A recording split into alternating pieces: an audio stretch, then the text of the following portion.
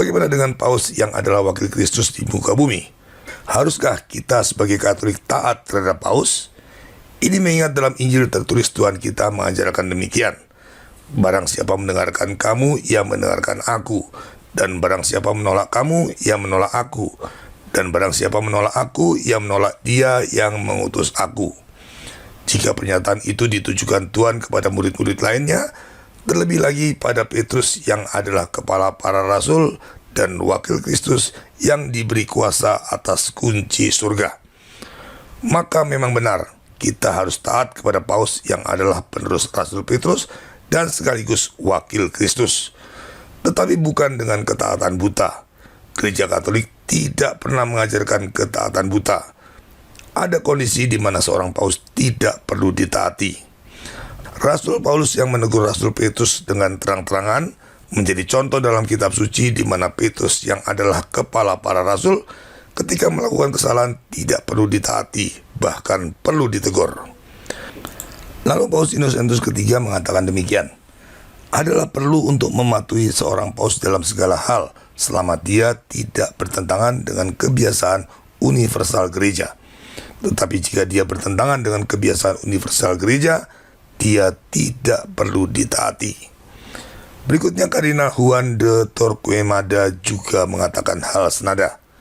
Jika paus memerintahkan sesuatu yang bertentangan dengan kitab suci, atau ajaran-ajaran iman, atau kebenaran sakramen, atau perintah hukum alam, atau hukum Tuhan, dia tidak boleh dipatuhi. Tetapi perintah seperti itu harus diabaikan. Ada lagi Santo Thomas Cajetan yang mengatakan demikian. Oleh karena itu, Anda harus melawan secara langsung seorang paus yang secara terbuka mencabik-cabik gereja. Lalu Santo Robertus Bellarminus juga mengatakan ini.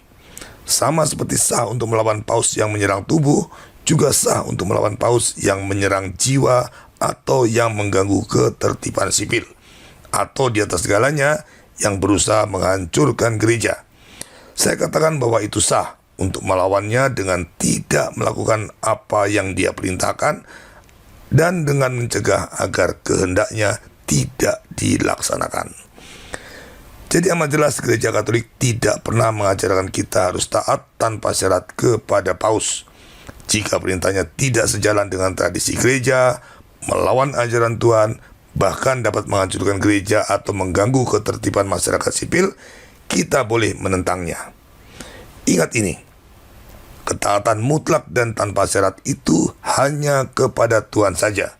Sekali lagi, ketaatan mutlak dan tanpa syarat itu hanya boleh diberikan kepada Tuhan saja, bukan kepada yang lain. Bahkan ketika Tuhan meminta Abraham mengorbankan Ishak anaknya, Abraham harus taat. Begitulah ketaatan mutlak dan tanpa syarat kepada Tuhan. Tetapi ketaatan pada siapapun selain Tuhan, tidak peduli kepada paus, kepada para rasul, kepada para nabi, bahkan kepada para malaikat pun selalu bersyarat. Yaitu ketaatan tersebut kita berikan hanya jika ketaatan tersebut merupakan perpanjangan atau perwujudan dari ketaatan terhadap Tuhan. Jika ketaatan terhadap mereka bertentangan atau melawan kehendak dan ajaran Tuhan, kita harus menolaknya. Karena ada tertulis dalam kitab suci, kita harus lebih taat kepada Allah daripada kepada manusia, seperti yang tertulis dalam Kisah Para Rasul bab 5 ayat 29. Jadi tidak ada yang namanya ketaatan buta terhadap siapapun yang bukan Tuhan. Maka ketika Paus Fransisius mengatakan Konsili Vatikan kedua adalah magisterium gereja yang harus ditaati, dan jika tidak maka kita ada di luar gereja, kita harus katakan, maaf Bapak Suci, saya tidak setuju. Mengapa? Karena Konsili Vatikan kedua tidak infalibel, mengajarkan hal-hal baru, dan memiliki kesalahan. Maka berdasarkan prinsip gereja tidak dapat cacat, Konsili Vatikan kedua bukanlah magisterium gereja dan tidak perlu ditaati. Oleh karenanya, menolak Konsili Vatikan kedua tidak sama dengan menolak magisterium gereja Katolik. Justru dengan menolak Konsili Vatikan kedua, kita telah menolak kesesatan yang akan merusak seluruh ajaran gereja Katolik serta membuat kita melawan kehendak Tuhan. Inilah paradoks gereja Katolik zaman now. Penolakan terhadap Konsili Vatikan kedua adalah ketaatan terhadap gereja dan Tuhan. Sekali lagi, penolakan terhadap Konsili Vatikan kedua adalah ketaatan terhadap gereja dan Tuhan. Dengan demikian hal sebaliknya berlaku.